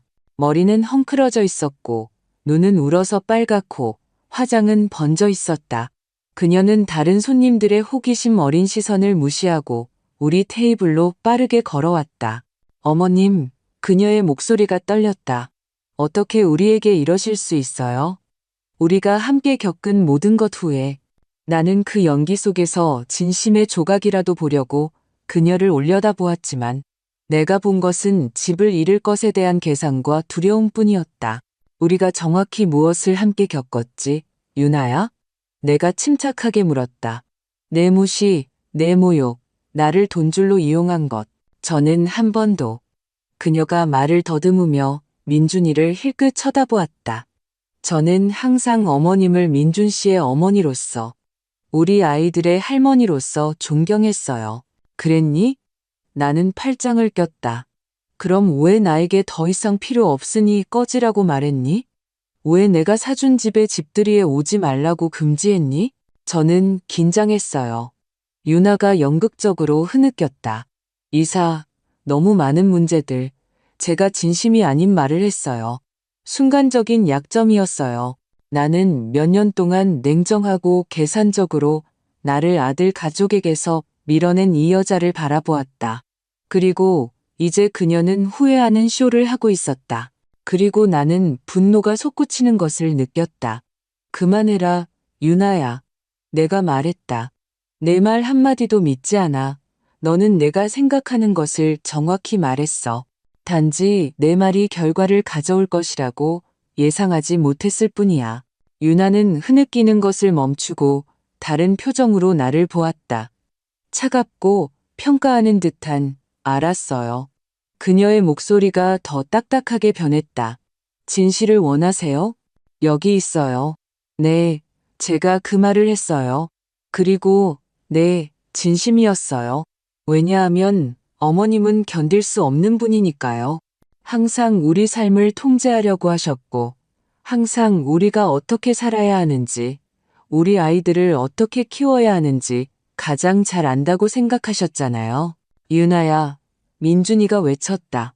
하지만 그녀는 그를 무시했다. 하지만 그렇다고 해서 우리 집을 빼앗을 권리는 없어요. 그녀가 계속했다. 자발적으로 주셨잖아요.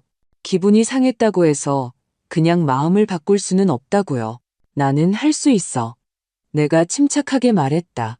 그리고 너도 그걸 알지? 그렇지 않았다면 그렇게 화내지 않았을 테니까. 법은 내 편이야, 유나야. 심각한 무례와 배은망덕은 증여를 취소할 충분한 근거가 돼. 그녀의 얼굴이 충격으로 창백해졌다. 그녀는 내가 내 권리에 대해 그렇게 잘 알고 있을 것이라고는 분명히 예상하지 못했다. 허풍이시네요. 그녀가 마침내 말했다. 그런 법은 없어요. 있어. 내가 약간 미소 지었다. 내 변호사에게 물어봐. 유나는 다음 행동에 대한 격려나 단서를 찾는 것처럼 나와 민준이 사이에서 시선을 옮겼다. 어느 쪽에서도 찾지 못하자 그녀는 다시 공격에 나섰다. 아, 그 집으로 뭘 하시려고요? 그녀가 도전적으로 물었다. 혼자 사시게요? 파시게요? 더 감사할 줄 아는 다른 사람에게 주시게요? 네가 상관할 바 아니야. 내가 대답했다. 집이 다시 내 소유가 되면 나는 내 마음대로 사용할 자유가 있어. 아이들은요? 유나는 감정적인 협박으로 전술을 바꿨다. 아이들 생각은 해보셨어요? 이게 얼마나 그들에게 충격적일지? 또 이사, 새 학교, 아이들을 조종의 도구로 사용할 수 없어. 내가 단호하게 말했다. 우리 둘 다 네가 그들의 안녕을 걱정하는 게 아니라 네 소중한 집을 잃는 것을 걱정하고 있다는 걸 알아. 유나는 분노로 얼굴이 일그러지며 벌떡 일어섰다. 후회하게 될 거예요, 박서희 씨. 그녀의 목소리가 떨렸다. 우리는 싸움 없이 집을 포기하지 않을 거예요. 최고의 변호사를 고용할 돈도 있고, 이게 끝나면 다시는 손주들 얼굴 못 볼 줄 아세요, 절대로. 그 말을 남기고, 그녀는 카페를 뛰쳐나갔고, 민준이와 나는 어색한 침묵 속에 남았다.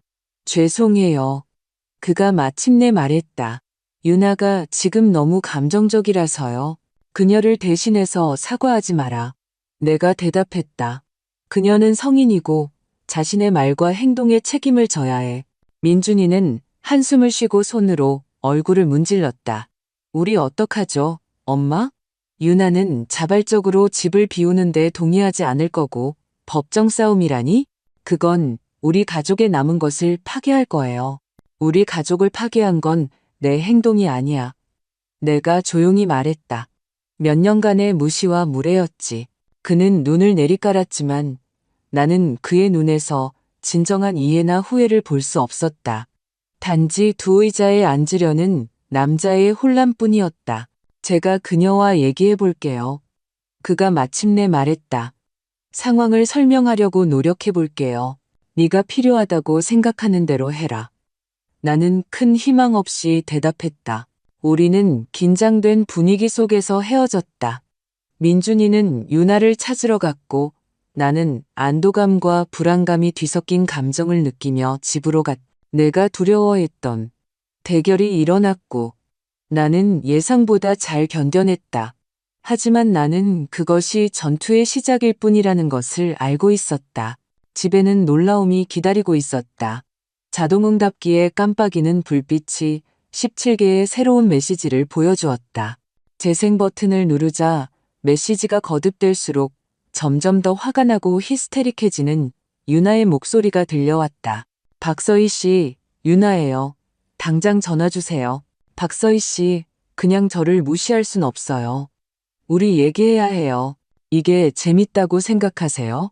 자기 아들, 자기 손주들에게서 집을 빼앗는 게? 이런 식으로 각 메시지는 점점 더 모욕적이고 위협적으로 변했다. 마지막 메시지는 특히 불안했다. 당신은 아직 내가 뭘 할 수 있는지 몰라. 박서희 씨. 이 싸움에서 이길 수 있다고 생각한다면 당신은 크게 착각하고 있는 거야.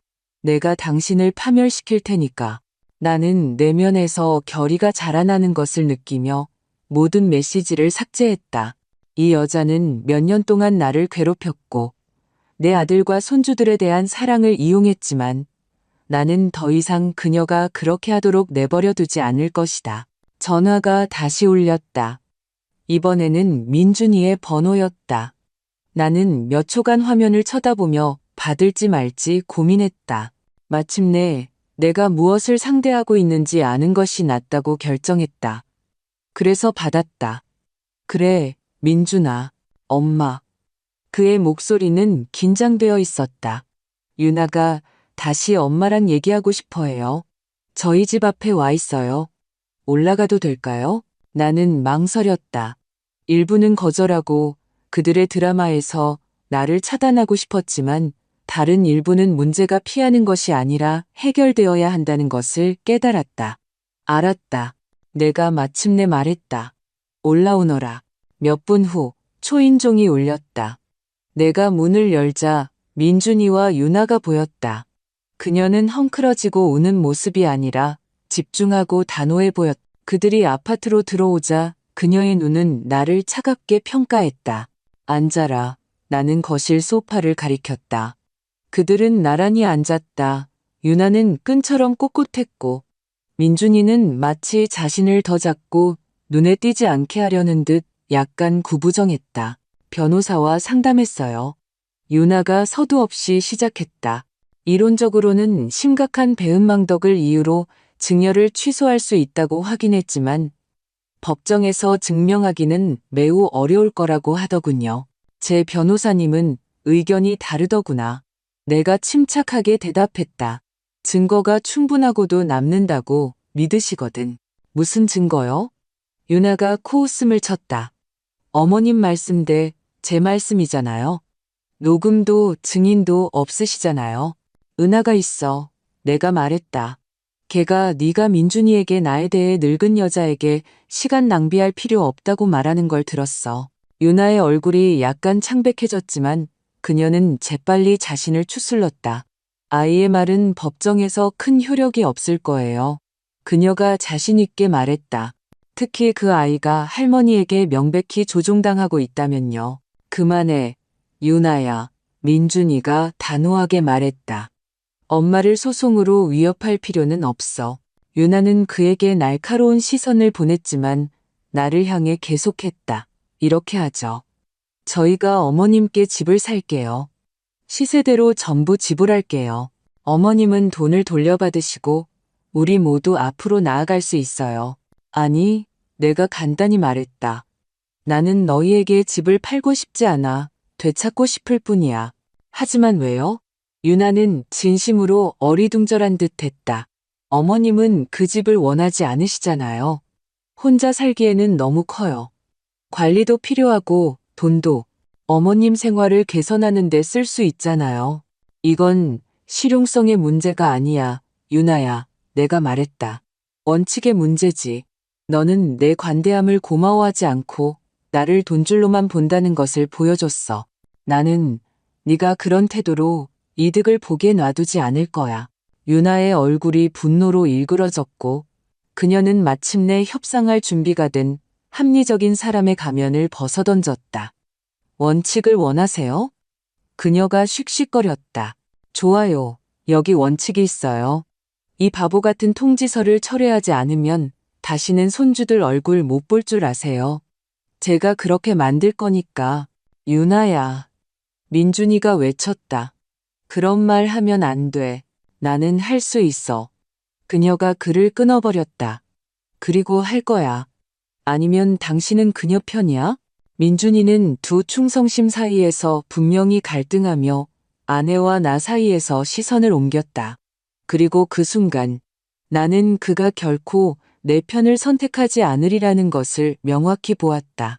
유나가 아무리 잔인하고 불공평하더라도 결코 그녀에게 맞서지 못할 것이다. 그는 그러기에는 너무 약했다. 너희는 떠나는 게 좋겠다. 내가 침착하게 말했다. 내 결정은 변하지 않았어. 30일 안에 집을 비우든지 아니면 법정에서 만나자. 유나는 분노로 얼굴이 일그러진 채 일어섰다. 후회하게 될 거예요. 그녀가 씩씩거렸다.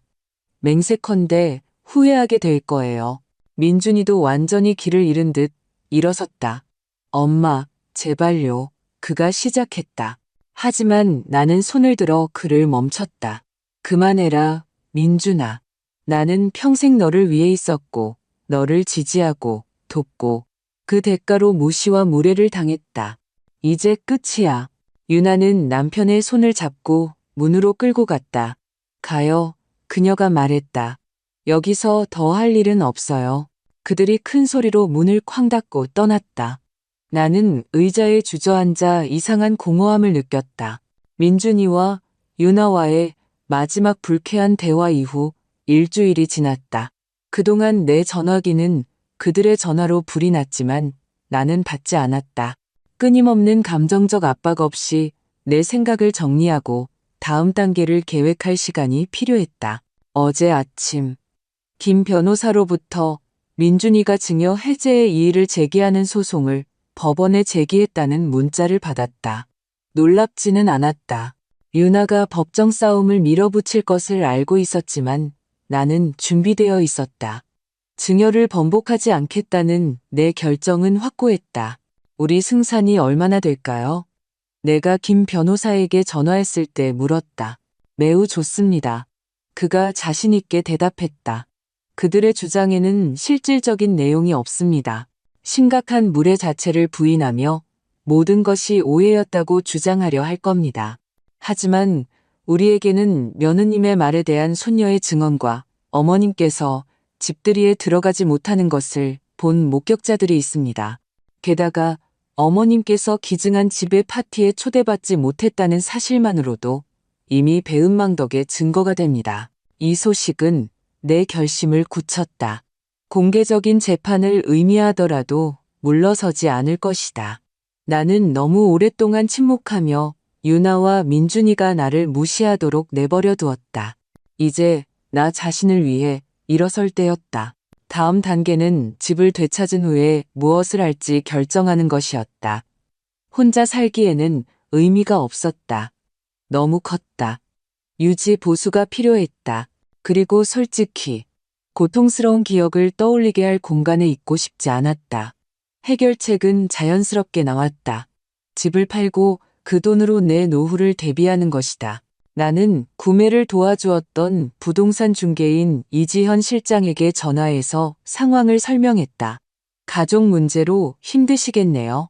그녀가 말했다. 하지만 부동산 시장 관점에서는 팔기에 좋은 시기입니다. 그 동네 가격은 어머님께서 사신 이후로 오르기만 했어요. 우리는 집이 공식적으로 내 소유가 되면 모든 필요한 서류를 준비하기로 합의했다. 법원 심리는 다음 주로 예정되어 있었고 판결이 내게 유리하게 나오면 즉시 집을 시장에 내놓을 수 있었다. 은하의 전화는 나를 놀라게 했다. 내 휴대폰에 모르는 번호가 떴고 나는 유나가 새 전화로 건 것일지도 모른다고 생각해서 거의 받지 않으려 했지만 무언가가 나를 수신 버튼을 누르게 했다. 할머니. 은하의 목소리는 조용하고 거의 속삭임 같았다. 저예요. 친구 전화로 걸었어요. 은하야, 얘야. 나는 그녀의 목소리를 듣고 기뻤다. 어떻게 지내니? 저는 괜찮아요. 그녀가 머뭇거리며 대답했다. 지금 집안이 힘들어요. 엄마랑 아빠가 집 때문에 계속 싸우세요. 엄마가 할머니에 대해 끔찍한 말을 해요. 나는 한숨을 쉬었다. 유나가 아이들을 나에게 등 돌리게 하는 것은 놀랍지 않았다. 주변 사람들을 조종하는 것은 그녀의 본성의 일부였다. 네가 이런 일을 겪게 되어 미안하구나. 내가 진심으로 말했다. 어른들이 가끔 최선의 행동을 하지 못할 때가 있단다. 할머니가 옳다는 거 알아요. 은하가 갑자기 단호하게 말했다. 엄마는 항상 할머니에게 못되게 굴었어요. 아빠한테 집이 이미 등기되었으니 더 이상 할머니가 필요 없다고 말하는 거 들었어요. 정말 못됐어요. 나는 그녀의 지지에 감동했지만 동시에 걱정스러웠다. 유나와 민준이와의 갈등이 은하에게 나쁘게 반영되기를 원하지 않았다. 고맙다, 얘야. 내가 부드럽게 말했다. 하지만 편을 들 필요는 없어. 이건 어른들의 문제고 우리가 직접 해결해야 한단다. 하지만 저는 이제 아이가 아니에요. 그녀가 반박했다.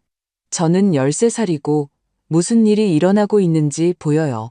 엄마는 집을 사기 위해 할머니를 이용했고 그러고 나서 낡은 장난감처럼 버렸어요. 이건 옳지 않아요. 나는 그녀의 통찰력에 놀랐다. 13살의 은하는 그녀의 아버지보다 상황을 더 명확하게 보고 있었다. 너는 아주 똑똑한 아이구나. 내가 말했다. 하지만 나랑 어울리다가 엄마한테 혼나지 않았으면 좋겠다. 엄마는 몰라요. 은하가 다시 속삭임으로 돌아갔다. 역사 프로젝트 하러 친구 집에 간다고 말했어요. 하지만 할머니가 어떻게 지내시는지 보고 싶었고 제가 그들이 아니라 할머니를 믿는다고 말씀드리고 싶었어요. 우리는 몇 분 더 이야기했다. 은하는 유나가 비싼 변호사를 고용해서 할머니를 법률 비용으로 파산시킬 계획이라고 말했다. 그리고 민준이는 속상해 보였지만 아내에게 반대하지 않았다. 나는 그 소식에 얼마나 상처받았는지 드러내지 않으려고 애썼고 대신 손녀에게 학교, 친구, 취미에 대해 물었다. 가봐야 해요. 은하가 마침내 말했다. 엄마가 확인하기 시작할지도 몰라요. 하지만 또 전화할게요. 알았다. 물론이지, 얘야. 내가 말했다. 조심만 해. 네가 곤란해지지 않았으면 좋겠다. 은하와 통화한 후 나는 오랫동안 창밖으로 저녁의 평창동을 바라보며 앉아 있었다. 내 손녀의 지지는 그녀가 상상할 수 있는 것보다 더 큰 의미가 있었다. 적어도 한 명의 가족 구성원이 진실을 보고 내 편이라는 것을 아는 것은 힘이 되었다. 다음 며칠은 재판 준비로 보냈다. 김 변호사는 증거를 수집하고 서류 작업을 하고 가능한 질문에 대비해 나를 준비시켰다. 나는 평소처럼 도서관에서 일하고 친구들을 만나고 책을 읽었다. 다가올 재판과 가능한 결과에 대해 계속 생각하지 않으려고 노력했다. 심리 이틀 전인 수요일, 초인종이 울렸다. 손님을 기다리지 않았기에 조심스럽게 문으로 다가가 현관 구멍으로 내다보았다. 민준이가 유나 없이 혼자 문 앞에 서 있었다. 나는 문을 열지 말지 망설였다. 일부는 지난주 내내 그들의 모든 전화를 무시했던 것처럼 그를 무시하고 싶었지만 다른 일부는 그가 혼자 왔다는 사실에 흥미를 느꼈다. 어쩌면 마침내 유나의 영향력 없이 나와 이야기하기로 결심했을지도 모른다. 결국 호기심이 이겼고 나는 문을 열었다. 엄마, 민준이는 지쳐 보였다. 들어가도 될까요? 할 말이 있어요. 나는 조용히 뒤로 물러서며 그를 안으로 들였다. 그는 거실로 들어가 소파에 앉아 초조하게 손을 비볐다. 어떻게 지내세요? 그가 잠시 후 물었다. 괜찮아. 내가 짧게 대답했다. 무슨 일이야, 민준아? 그가 한숨을 쉬었다. 소송을 취하해달라고 부탁하러 왔어요. 그가 단도직입적으로 말했다. 이 재판, 우리 가족을 영원히 파괴할 거예요. 우리 가족을 파괴한 건 내 행동이 아니야. 내가 침착하게 말했다. 너와 유나가 지난 몇 년간 나를 대한 방식이지. 저희가 잘못했다는 거 알아요. 그가 눈을 내리깔았다. 어머니를 더 잘 대했어야 했고 저희를 위해 해주신 모든 것에 더 감사했어야 했어요. 나는 아들을 주위에 깊게 지켜보며 그의 말에서 진심을 보려고 했지만 내가 본 것은 궁지에 몰린 남자가 불쾌한 상황에서 벗어나기 위해 무슨 말이든 할 준비가 되어 있는 모습뿐이었다. 그리고 왜 갑자기 그걸 깨달았니? 내가 물었다. 집을 잃을 위험이 있어서 그랬니? 민준이가 고개를 들었고 나는 그의 눈에서 감정의 혼합물을 보았다. 부끄러움, 짜증, 두려움. 그건 불공평해요, 엄마. 그가 말했다. 저는 정말로 일이 이렇게 된 것에 대해 미안하게 생각해요. 내 행동을 후회하는 거니? 아니면 결과를 후회하는 거니? 내가 다그쳤다. 왜냐하면 차이가 있거든. 그는 대답하지 않았다. 그리고 그것이 가장 웅변적인 대답이었다. 유나는 내 방문에 대해 어떻게 생각하니? 내가 화제를 바꾸며 물었다. 민준이가 약간 움찔했다. 그녀는 제가 여기 온 거 몰라요. 그가 인정했다. 엄마랑 얘기하는 건 소용없다고 생각해요. 유일한 방법은 법정에서 이기는 거라고. 그리고 너는 그녀와 동의하지 않는구나. 저는 그냥 이게 끝나기를 바랄 뿐이에요. 그가 지친 듯 말했다. 유나는 격분했고 아이들은 겁에 질렸어요. 저희 막 이사했는데 이제 또 살 곳을 찾아야 할지도 몰라요. 너희에게는 선택지가 있어. 내가 지적했다. 예전 집으로 돌아갈 수 있잖아. 팔았어요. 민준이가 상기시켰다. 그 돈은 이미 대출 상환과 새 가구에 다 썼어요. 다시 말하지만 내 문제가 아니야. 내가 단호하게 말했다. 너희는 성인이야. 결정을 내리고 그에 대한 책임을 지는 거지. 민준이는 내가 해독할 수 없는 표정으로 나를 보았다. 놀람, 실망, 존경. 변하셨네요, 엄마. 그가 마침내 말했다. 예전에는 항상 양보하시고 항상 일을 무마하려고 하셨는데 그리고 지금은 마침내 나 자신을 위해 일어서는 법을 배웠지. 내가 그를 위해 말을 끝냈다. 그래, 더 나은 쪽으로 변했어. 그는 이 대화가 효과가 없을 것이라는 것을 분명히 깨닫고 일어섰다. 유나에게 뭐라고 말해야 할까요? 그가 물었다. 진실을. 내가 대답했다. 내가 마음을 바꾸지 않을 거라고. 집은 내게 반환될 것이고 나는 그것을 팔 계획이라고. 파신다고요? 민준이는 놀란 듯했다.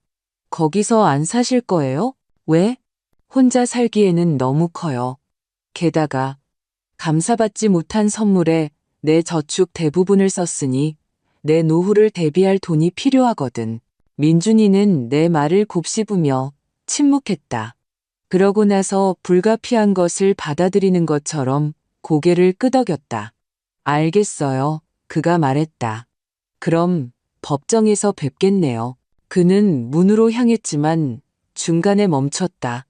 엄마, 그가 망설이며 시작했다. 만약 이기시면 그래도 아이들은 보실 건가요? 유나는 할머니를 못 보게 하겠다고 하지만 저는 그게 옳지 않다고 생각해요. 나는 가슴이 아픔으로 꽉 막히는 것을 느꼈다. 손주들과의 연락이 끊긴다는 생각은 견딜 수 없었다. 하지만 나는 약점을 보이지 않을 것이다. 그건 아이들에게 달려 있을 거야.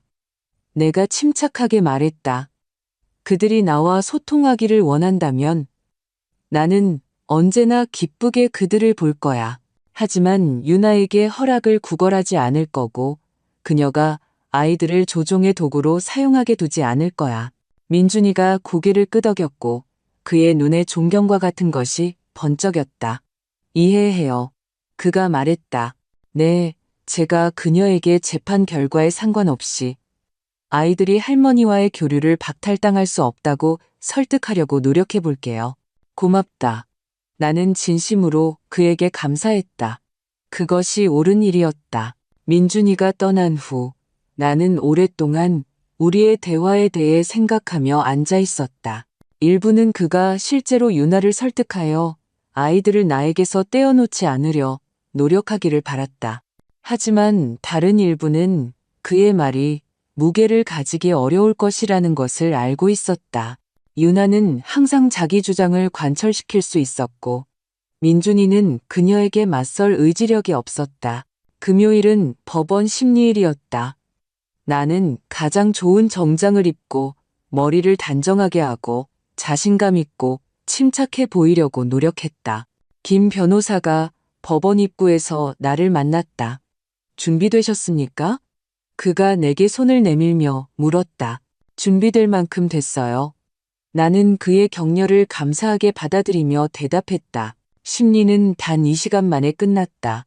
김 변호사는 배은망덕의 증거, 미성년자이므로 서면으로 제출된 은하의 증언, 내가 집들이에서 배제되는 것을 본 이웃들의 증언, 유나의 자동응답기, 메시지 출력물을 제시했다. 민준이와 유나의 변호사는 이 증거에 이의를 제기하며 모든 것이 오해와 이사 스트레스에 대한 감정적 반응이었다고 주장했지만 그의 주장은 설득력이 없었다. 분별 있는 눈을 가진 나이든 여성 판사는 양측의 말을 주의 깊게 듣고 서류를 검토하고 수증자 측의 심각한 배은망덕으로 인해 증여가 무효화되었다고 판결했다. 집은 30일 이내에 내게 반환되어야 했다. 나는 이 결정을 듣고 이상한 평온함을 느꼈다.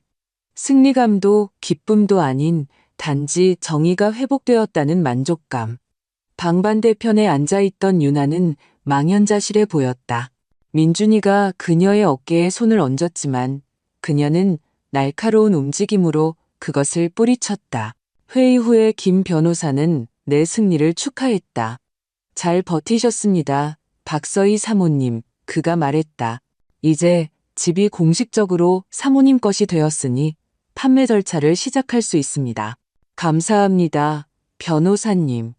나는 모든 것에 대해 진심으로 그에게 감사했다. 변호사님 없이는 못했을 거예요. 하셨을 겁니다.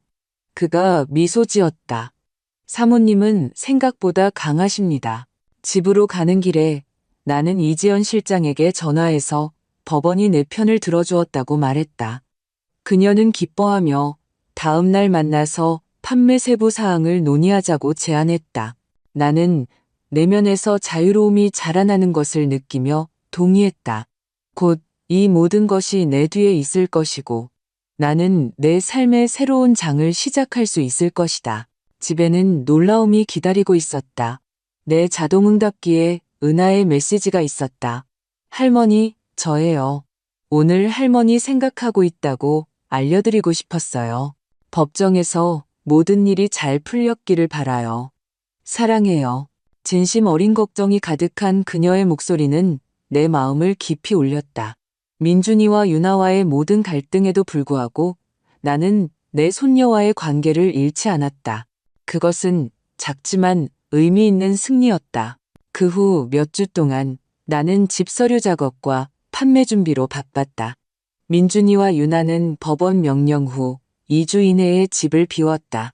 그렇게 필사적으로 잃고 싶지 않았던 사람들에게는 기록적인 시간이었다. 그들은 내게 열쇠를 남기지 않고 김 변호사를 통해 집이 비었다는 메시지만 보냈다. 그들이 떠난 후 처음으로 집에 들어갔을 때 나는 그 상태에 충격을 받았다. 그들이 보존에 신경 쓰지 않았다는 것이 분명했다.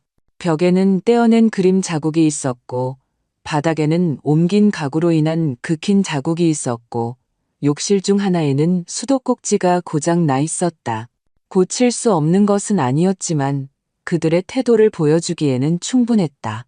이지연 실장은 이러한 사소한 손상들이 가격에 큰 영향을 미치지 않을 것이라고 나를 안심시켰다. 지금 시장이 호황이에요. 그녀가 말했다. 그리고 이 동네는 특히 수요가 많아요. 저희가 외관 수리를 마치는 대로 다음 주부터 집을 보여줄 수 있어요. 그리고 그녀는 옳았다. 집은 첫 공개 후 한 달 만에 내 기대를 뛰어넘는 가격에 팔렸다. 모든 비용, 세금, 중개 수수료, 수리 비용을 지불한 후 나는 몇 년 동안 편안한 삶을 제공해줄 상당한 금액의 돈을 갖게 되었다. 나는 이 돈을 현명하게 사용하기로 결심했다. 일부는 안전한 채권과 보수적인 투자 펀드에 투자했다. 김 변호사가 좋은 재무 상담사를 추천해 주었다.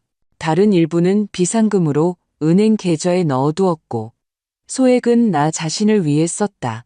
새 노트북, 몇 벌의 아름다운 드레스, 오랫동안 꿈꿔왔던 연극 티켓을 샀다.